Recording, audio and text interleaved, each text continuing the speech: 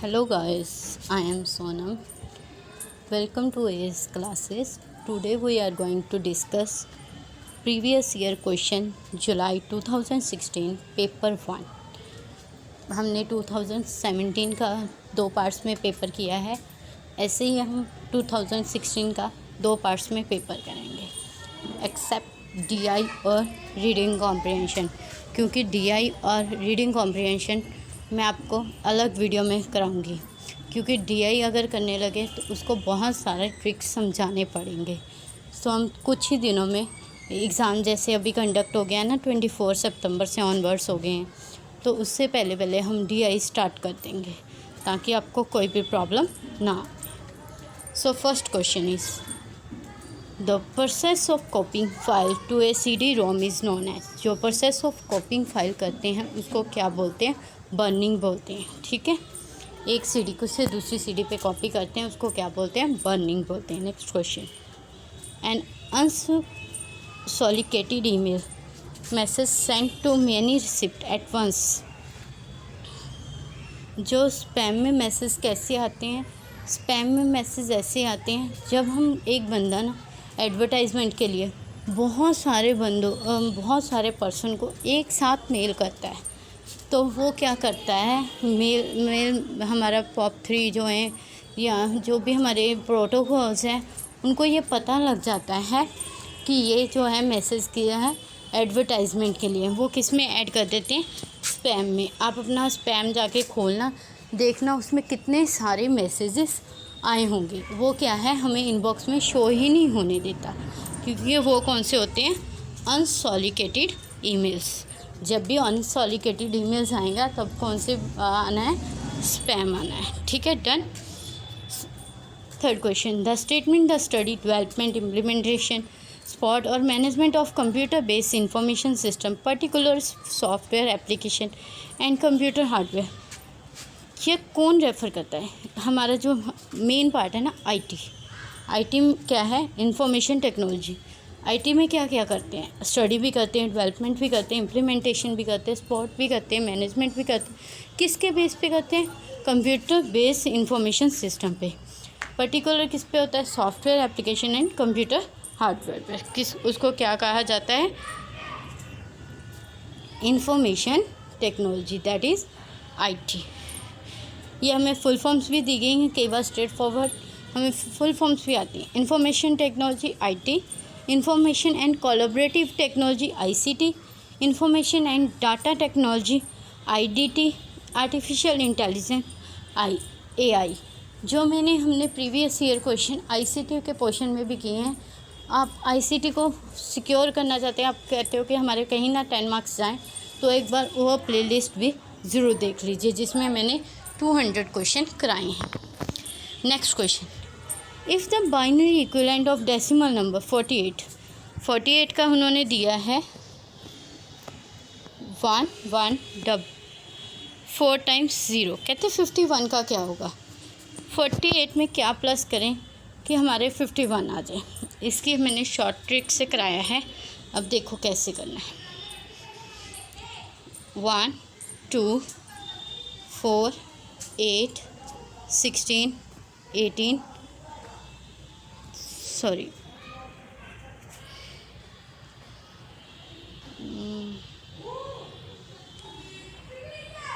51 का करते हैं। 51 में ट्रिक लगा रही हूँ मैं, स्ट्रेट फॉरवर्ड। 1 2 4 8 16 32। अब नेक्स्ट आएगा 64। 51 से बड़ा हो जाता है, इसलिए ये डिस्कार्ड कर देते हैं। अब हमने क्या बनाना है? 51 बनाना है। इसमें हमें एक हिंट मिला हुआ था, 1 4 टाइम्स 0 48 का है, तो हम स्ट्रेट फॉरवर्ड यहाँ से 1 1 ले लेंगे। ठीक है, अब क्या बचा हमारे पास? 3 बचा। 51 में से 48 माइनस किए, कितना बचा? 3 बचा। 2 + 1 कितने होते हैं? 3 होते हैं। सो यहाँ पे 0 आ जाएगा। ऐसे हम आंसर कैलकुलेट करते हैं। सो फाइनल आंसर हमारा क्या बना? 1 1 0 0 1 1। So option A is correct answer. ठीक है, next question, identify the air pollutant in urban area which irritate eyes and also respiratory tract for human beings. कौन सा ऐसा पोल्यूशन है जो इरिटेट करता है आइस से और also respiratory tract of human beings? कौन सा है? Surface ozone. ऑप्शन 3 है correct answer. Which of the following is the large source of water population in major rivers of India? ये क्वेश्चन आई थिंक 3-4 बार same as पूछा गया, इसको याद कर लो। मेजर सोर्स जो है, लार्जेस्ट सोर्स वाटर पोल्यूशन का, major rivers of India, untreated sewerage. Untreated sewerage हमेशा याद रखना, ठीक है। Next question, sustainable development goals have specific target to be achieve? कब अचीव करने के बारे में बात की थी? 2030 तक हमारे ये गोल्स अचीव करने की बात की गई थी। Indian government target of producing power from biomass by year 2022 तक, जो टारगेट हमारा था ना प्रोड्यूसिंग पावर फ्रॉम बायोगैस के द्वारा प्रोड्यूस करने का, वो हमारा कितना था? 10 मेगावाट्स। कितना था? 10 megawatts. So option 4 is correct answer. Next question, assertion कहते हैं conserving our soil resources critical to human survival. Reason, soil is home to many micro organism and contain mineral. दोनों ही अपनी बातों पे सही है, बट क्या ये सही है कि कंजर्विंग अवर सॉयल रिसोर्सेज है वो क्रिटिकल टू ह्यूमन सर्वाइवल इसलिए हो रहे हैं क्योंकि सॉयल जो होम है मैनी और micro organism and contain mineral, वो डिफरेंट पार्ट है कि सॉयल में जो हमारे मिनरल्स होते हैं और वो एक ह्यूमन सर्वाइवल की बात कर रहे हैं, वो डिफरेंट पार्ट को एक ही जगह ले रहे हैं। दोनों बातें तो सही है, but R is not correct explanation of R, ठीक है।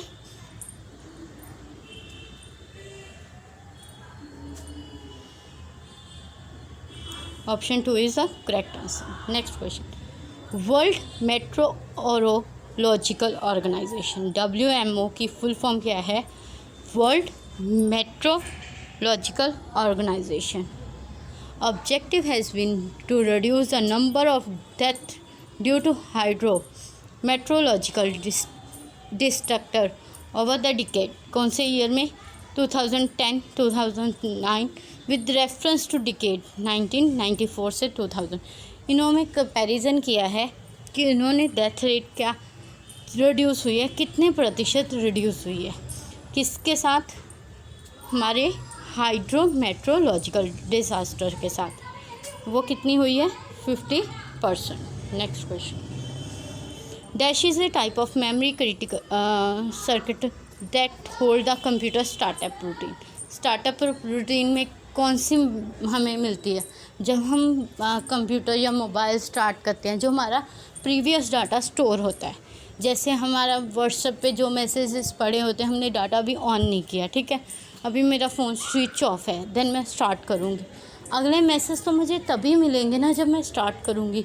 डाटा ऑफ पड़ा है तो मैसेज कोई आता है नहीं, बट क्या हम पिछले मैसेज देख सकते हैं? यस। इसकी एग्जांपल हमेशा याद रखना, स्टार्टअप रूटीन पे हमें रीड ओनली मेमोरी, मतलब पिछले मैसेज हमें मिल जाते हैं, रोम हमें मिल जाती है। Next question, ASCII is a character encoding scheme that employed by a person computer in order to represent various character, number, control keys that computer use select on the keyboard। ASCII की full form पूछी है। ASCII की full form हमेशा याद रखना, American standard code for information interchange. क्या है? American standard code for information interchange. Next question, the national judicial appointment commission NJAC की full form national judicial appointment commission has been declare unconstitutionally. किसके द्वारा की जाती है declare unconstitutionally? Supreme Court of India. किसके द्वारा? Supreme Court of India. Which of following statement about the Indian political system is correct? इनमें से कौन सी करेक्ट है? The president is both head of state and head of the government, कि president जो है state का भी head है और गवर्नमेंट का भी है। ऐसा तो नहीं है हमारे इंडिया में, ठीक है। पार्लियामेंट इज सुप्रीम, नहीं। Supreme court is the guardian of the constitution. अभी हमने बात की थी ना, किसको कॉन्स्टिट्यूशन मिल जाती है? सुप्रीम कोर्ट को। ये बिल्कुल सही है। The directive principle of state policy are justifiable, ये भी गलत है, so option C are correct. Which of following are fundamental duties, कौन सी हमारी फंडामेंटल ड्यूटीज़ है? टू रिस्पेक्ट नेशनल फ्लैग, हमें नेशनल फ्लैग की रिस्पेक्ट करनी चाहिए, बिल्कुल सही है। To protect and improve the natural environment, हमें नेचुरल इन्वायरमेंट को प्रोटेक्ट करना चाहिए, बिल्कुल ठीक है। For a parents to provide opportunity for education to हर चाइल्ड, हम अपने बच्चे को बेहतर अपॉर्चुनिटीज़ प्रोवाइड करते हैं ना, कि बच्चा हमारा आगे बढ़े। हम एट ए टाइम अपनी सिचुएशन पे लेके करेंगे तो क्वेश्चन बिल्कुल सही हो जाएगा। To protect monument and places of national importance, ये गलत हो गया, so A B C are correct answer. Next question, which of the following statement are correct in respect of NITI Aayog? NITI Aayog में हमारी कौन सी स्टेटमेंट्स करेक्ट है? ये कॉन्स्टिट्यूशन बॉडी है, नहीं। सिचुएटरी बॉडी,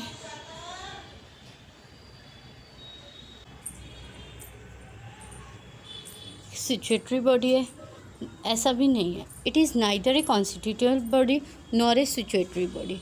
ये बहुत बार क्वेश्चन आया है, कई बार ऐसे ही ऑप्शन आए, अलग अलग करके आए हैं, मतलब इसको अच्छे से ये क्या है, ना तो ये कॉन्स्टिट्यूशन बॉडी है ना ही सिचुएटरी बॉडी है, ये बिल्कुल सही है। इट इज़ थिंक टैंक, ये थिंक टैंक है।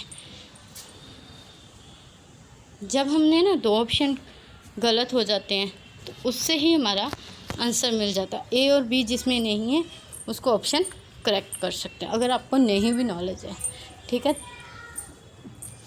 Next question, which of following core value among the institution of higher education are promoted by NAAC? NAAC की फुल फॉर्म, नैक की फुल फॉर्म बहुत बार पूछी गई, national assessment and accreditation council. इसकी जो है क्या बोला है, core value among the institution, कौन कौन से हैं? कंट्रीब्यूट टू नेशनल डेवलपमेंट, ये कंट्रीब्यूट करता है, बिल्कुल सही है। Fostering global competition among students and teacher, ये बहुत ज़्यादा कंपटीशन हाई कर देता है, बिल्कुल ठीक है। Including a value system among student and teacher, जो वैल्यू सिस्टम है वो भी इंक्रीज़ कर देता है। Promoting the optimum utilisation of infrastructure, पर ये तो प्रमोट तो नहीं करता इंफ्रास्ट्रक्चर को यूटिलाइज़ करने में, ये गलत है। अगर आप ऑप्शन रीड करो, आपको नहीं आता क्वेश्चन, ये तो पता लगता है कि कोई भी जो एकेडमी होती है, कुछ भी होता है, नैक होता है, वो इंफ्रास्ट्रक्चर पे फोकस नहीं करती, सो इससे ही हमारा आंसर बन जाता है। बाकी सब में डी था और इसमें डी नहीं आना था। The best way for providing value education, value education की बेस्ट वे कैसे है, प्रोवाइड कैसे करते हैं? मेंटरिंग एंड रिफ्लेक्टिंग सेशन, हम क्या करते हैं, रिफ्लेक्ट करते हैं। जैसे हमने कुछ पढ़ा, हमें अगले दिन टीचर पूछते हैं ना, अच्छा मैंने कल क्या पढ़ाया था, अच्छा ये कराया था, इसमें क्या था, ऐसे करके हमें वो पूछती है, जिससे उसको कुछ याद ना हो। कई बार ऐसे टीचर एक्ट करेंगे, उन्हें याद नहीं कल क्या पढ़ाया था, बट वो क्या करते हैं, मेंटरिंग एंड रिफ्लेक्टिंग सेशन, कि उनको जो कराया था वो समझ आया या नहीं आया। सो ऑप्शन 4 इज़ करेक्ट आंसर। ये क्वेश्चन है ना, बहुत इम्पॉर्टेंट था, ध्यान से इसको देखना। इसमें ना 3 लेवल है, कॉलेज लेवल असेसमेंट है, सेट 1 एंड सेट 2 बनाए गए हैं, उसकी मैचिंग करनी है। मेमोरी लेवल कौन सा होता है, अंडरस्टैंडिंग लेवल कौन सा होता है, रिफ्लेक्टिव लेवल कौन सा होता है, ठीक है। पहले हम बात करते हैं मेमोरी की। मेमोरी में हम क्या करते हैं, रट्टा लगाते हैं, रिकॉलिंग करते हैं, मतलब बच्चे को रोट लर्निंग सिखाते हैं ना, और नर्सरी LKG के बच्चे को क्या कहते हैं, ABC पढ़ो, ABCD ऐसे होता है। कभी उसने कहा है कि कैसे होता है, क्या होता है, क्यों होता है, सिर्फ उनको रट्टा लगाते हैं। ए ऑप्शन का आता है recording the important point made during the presentation, हम क्या करते हैं, रिकॉर्ड करते हैं इंपॉर्टेंट पॉइंट्स को, ठीक है। अंडरस्टैंडिंग में हम कुछ बातें समझने लग जाते हैं, जैसे हम पोस्ट ग्रेजुएशन में चले गए। Giving opportunity for discriminated example and non example of A point, हम एग्जाम्पल से समझते हैं, अच्छा ये मैम समझ नहीं आया, एक और एग्जाम्पल ले दो, ऐसे करते हैं ना, वो क्या आ गया, अंडरस्टैंडिंग लेवल। रिफ्लेक्ट मतलब critical analyse the point two made and discuss. Reflective क्या करते हैं, अब हम जैसे यूजीसी का एग्ज़ाम दे रहे हैं, हम क्या करते हैं, पॉइंट बना लेते हैं, कौन से पॉइंट अच्छे हैं, कौन सा पॉइंट इंपॉर्टेंट। हम ज़्यादा फोकस किस पे करते हैं, प्रीवियस ईयर क्वेश्चन पे। प्रीवियस ईयर क्वेश्चन एनालाइज क्यों करते हैं, ताकि हमें पता लगे कौन से पॉइंट में अच्छे क्वेश्चन हर बार आते हैं, हम उस पर फोकस करते हैं। ठीक है, इसका ऑप्शन 4 बन गया। सो हमारा करेक्ट ऑप्शन बन गया फर्स्ट का 2, ये फर्स्ट ए का बन गया, ये बी का बन गया और ये सी का बन गया। इसमें मेमोरी में क्या करते हैं, हम रट्टा लगाते हैं। अंडरस्टैंडिंग में हम कुछ समझने लग जाते हैं। रिफ्लेक्टिव में हम अपने आप कुछ ऐड कर सकते हैं। अब कोई चीज़ टीचर ने कैसे समझाई होती है रिफ्लेक्टिव में, बट हम एग्ज़ाम्पल अपने तरीके से लिख के अपने अकॉर्डिंग बना लेते हैं, ठीक है। Next question, which set of learner characteristics may be consider helpful in designing effective teaching learning system. Effective teaching learner के सिस्टम में क्या है, मैंने आगे भी लेक्चर में जितनी बार भी क्वेश्चंस करवाए हैं ना, ये क्वेश्चन 1-2 बार आया है। हम सबसे पहले ये देखते हैं हमारा कौन सा पॉइंट पहले बिल्कुल ठीक है। इसमें previous experience of learner is respect to subject. अब हम टीचर क्या करता है, अब फॉर एग्ज़ाम्पल 10th क्लास का स्टूडेंट आया है आपके पास, ठीक है, उसको मैथ्स कराना है। आप पहले ये चेक करते हो ना कि उसको पिछला कितना आता है, फिर उस अकॉर्डिंग आप आगे शुरू हो जाते हैं। ये मेन पॉइंट है, ये 1 पॉइंट आना ही आना है। जिसमें 1 पॉइंट नहीं है वो डिस्कार्ड हो जाएंगे, हमारे 2 पॉइंट कट गए। Interpersonal relationship of learner family friend, इस रिलेशनशिप, इसके क्या लेना देना है हमें कि उसके फैमिली में कैसे हैं, क्या है चीज़ रिलेशनशिप। आपको तो स्टडी से मतलब है, ऑप्शन 2 कट गया, इससे ही हमारा आंसर निकला। यही टेक्नोलॉजी आपने एग्ज़ाम में यूज़ करनी है। आप रीड करना चाहते हो, नेक्स्ट रीडिंग करो। Ability of the learner in respect of the subject, ability होनी चाहिए उसको, सब्जेक्ट को पढ़ने की दिलचस्पी होनी चाहिए। स्टूडेंट लैंग्वेज बैकग्राउंड, स्टूडेंट की लैंग्वेज बैकग्राउंड कौन सी है, ये ना हो उसको हिंदी आती ना हो और हम इंग्लिश आती ना, और हम इंग्लिश में पढ़ाई जा रहे उसको कुछ समझ आएगा नहीं। Interest of student in following the prescribe dress code, dress code का कोई लेना देना नहीं होता कि उसने कैसा ड्रेस पहना नहीं पहना। Motivational orientation of the student, हम रीडिंग करके भी इसका क्विक आंसर लगा सकते हैं, ठीक है। एलिमिनेशन मेथड हम इसलिए यूज़ करते हैं ताकि हमारा टाइम सेव हो जाए। Assertion, if the purpose of higher education to promote critical and creative thinking ability among student. Higher education का पर्पस क्या है, यही है ना कि क्रिटिकल और क्रिएटिविटी थिंकिंग आ जाए स्टूडेंट के बीच। रीज़न उन्होंने बताया, एबिलिटी इंश्योर्स देयर प्लेसमेंट। ऐसे होता है कईयों के पास इतनी एबिलिटी होती है कि उनको कई बार जॉब्स नहीं मिलती। रीज़न उन्होंने जो, हाँ हो सकता है कि एबिलिटी से हम जॉब मिलती है, बट इसका रीज़न ये नहीं कह सकते कि हायर एजुकेशन क्रिएटिव थिंकिंग पे ही हमें जॉब मिलती है। जॉब प्लेसमेंट एबिलिटी, आजकल जैसे जितना अच्छा पढ़े होगा उतनी अच्छी जॉब भी मिलती है, नो डाउट, बट इसका करेक्ट सीक्वेंस नहीं है, करेक्ट इसकी एक्सप्लेनेशन नहीं है। So option 2 is correct answer. Next question, ये तो एक क्वेश्चन आना ही आना है, मैचिंग में आए, आपको डिफरेंट पॉइंट्स में आए, इसकी एवेल्युएशन पे एक क्वेश्चन आता ही आता है। फॉर्मेटिव एवेल्युएशन वो होती है जो हम 10 डेज़ 15 डेज़ वीकली टेस्ट लेते हैं जो बच्चों के, ये याद रखना। तो इससे क्या होगा, क्विज़िस एंड डिस्कशन, ये 1 पॉइंट बन गया हमारा। अब इसका आंसर तो ऐसे ही निकल आया, ठीक है, बाकी डिस्कार्ड हो गए। अब मैं क्या करती हूँ, आपको सारे समझा देती हूँ क्योंकि ये बहुत इंपॉर्टेंट क्वेश्चन है। समेटिव एवेल्यूएशन वो होती है जब हम फाइनल लर्निंग आउटकम, हम सेमेस्टर फाइनल एग्ज़ाम देते हैं यूनिवर्सिटी के, क्यों देते हैं? क्योंकि वो एक समेटिव एवेल्यूएशन है। आपने पूरे ईयर क्या मेहनत की है, क्या रिज़ल्ट आया, वो उसके बेस पे आप चाहे कॉलेज रोज़ आते रहो, कॉलेज में टेस्ट अच्छे देते रहो, ठीक है।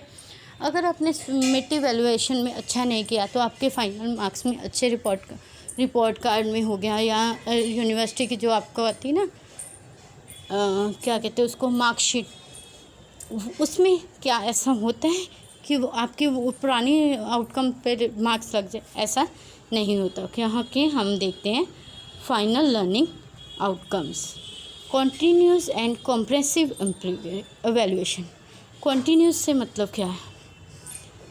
कोग्निटिव एंड कोग्निटिव, मतलब हम रेगुलर बेस पे जो एवेल्यूएशन करते हैं, मीन्स रेगुलर हम पढ़ रहे हैं।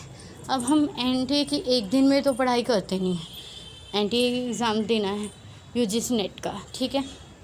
यूजीसी नेट का एक दिन में आप प्रिपरेशन करो, आपका कल एग्ज़ाम है, आज आप प्रिपेयर करके चले जाओ, क्या आपका क्लियर हो जाएगा?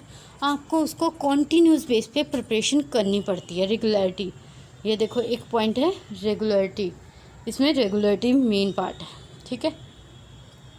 1 था, 2 एंड 3 सी पार्ट, ठीक है। अब नॉर्म एंड क्रिटिसिज्म। नॉर्म होता है हमारा नॉर्म टेस्ट, रेफर टेस्ट क्या होता है? हम कंपैरिजन करते हैं। अब 10 बंदे हैं टेस्ट देने वाले, 10 में से अगर आपके 5 नंबर आए हैं तो आपने क्लास में क्या किया? टॉप किया, आपका ऊपर नाम आएगा, उसमें परसेंटेज नहीं देखी जाएगी, आपका कंपैरिजन, आप ये बोला जाओगे आपने टॉप किया है। ऐसे ही होता है ना, ये चीज़ होती है नॉर्म टेस्टिंग। नॉर्म टेस्टिंग में कंपैरिजन होता है, ये याद रखना। Next question, select the alternative which consist of positive factor contributive to effectiveness of teaching. Teaching के कौन कौन से फैक्टर्स हैं पॉजिटिव? इसमें भी हमने क्या करना है? एलिमिनेशन मेथड लगाना है, और मैं आपको समझाने के लिए सारा करूँगी। Teacher knowledge of the subject, बिल्कुल सही है। ए जिसमें नहीं है वो डिस्कार्ड कर दीजिए। ये लीजिए आपका आंसर, विद इन 1 सेकेंड आपका आंसर आ गया। बट हमें क्या है, थोड़ा सा डीपली पढ़ना है, ताकि हम पेपर में, यही नहीं ज़रूरी हमें सेम क्वेश्चन आए, कुछ पॉइंट्स इसमें से आ सकते हैं। इसलिए टीचर्स सोशो इकोनॉमिक बैकग्राउंड, आपको कोई लेना देना नहीं है उसकी बैकग्राउंड से। Communication skill, yes it is the most important part of the teacher. Teacher ability to please the student, please तो नहीं करता स्टूडेंट, ठीक है ना। Teacher personal contact with, personal contact करने की ज़रूरत क्या है? हमें सिर्फ अपने लेक्चर प्रोवाइड करने हैं, पर्सनली तो स्टूडेंट क्या करता है क्या नहीं करता हमें कोई लेना देना नहीं। अब मैं अपना लेक्चर प्रोवाइड कर रही हूँ, अब मैं ऑलमोस्ट किसी को जानती तक नहीं हूँ, ठीक है, तो क्या वो पर्सनल कॉन्टैक्ट है मेरे स्टूडेंट के साथ? नहीं। Teacher competence in managing and monitoring classroom transaction, proper उसको वे ऑफ कंप्लीट करना चाहिए, मैनेज करना चाहिए, मॉनिटरिंग करनी चाहिए क्लासरूम ट्रांजेक्शन पे, ठीक है। So option 4 is correct answer. The use of teaching aid is justified in the ground of, ये आई थिंक लास्ट 3 ईयर से रिपीटिशन हो रही है। अब तो हमारे अलग अलग शिफ्ट के अलग अलग पेपर बन रहे हैं ना, बट एक शिफ्ट में ये क्वेश्चन पक्का ही आ रहा है।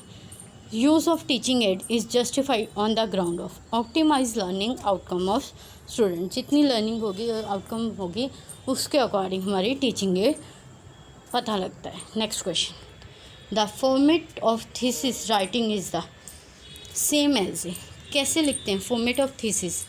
ए रिसर्च डिस्ट्रैक्शन, किससे द्वारा किया जाता है? Research distraction. ये कुछ पॉइंट्स हैं हमें ऐसे ही याद रखने पड़ते हैं। पेपर 1 में आप अच्छा कर रहे हो तो आपके जो प्रीवियस ईयर क्वेश्चन आपको बहुत हेल्प करते हैं। अब पेपर 24 तक है, हम कोशिश करेंगे प्रीवियस ईयर क्वेश्चन ही कराएं। जो डीआई करना चाहते हैं एक बार मुझे बता दें, ताकि हम डीआई के भी लेक्चर जल्दी प्रोवाइड कर दें। मुझे ना कि काफ़ी बच्चे जो डीआई के इच्छुक हैं, हम इजी ट्रिक के साथ वो भी कराएंगे, ताकि आप एग्ज़ाम में गलती ना करें। अब प्रीवियस ईयर क्वेश्चन का फ़ायदा क्या होता है? इसमें हम क्या करते हैं, प्रीवियस ईयर क्वेश्चन में कि कई बार एस्टिस क्वेश्चन आ जाता है, कुछ पॉइंट होते हैं हमारे दिमाग में बैठ जाता है, नहीं हमने ये सुना था, उसी समय हम टिक कर लेते हैं। इसीलिए मैं प्रीवियस ईयर क्वेश्चन पे अब फोकस कर रही हूँ। Thank you guys, please subscribe the channel and also press the bell icon. अगर आपको मेरी वीडियोस अच्छी लग रही हैं, आपको मेरा पढ़ाया समझ आ रहा है, अच्छा लग रहा है, तो सब्सक्राइब कर दे चैनल को और बेल आइकन प्रेस कर दें ताकि आपको नोटिफिकेशन मिलती रहे। Thank you very much guys, bye bye.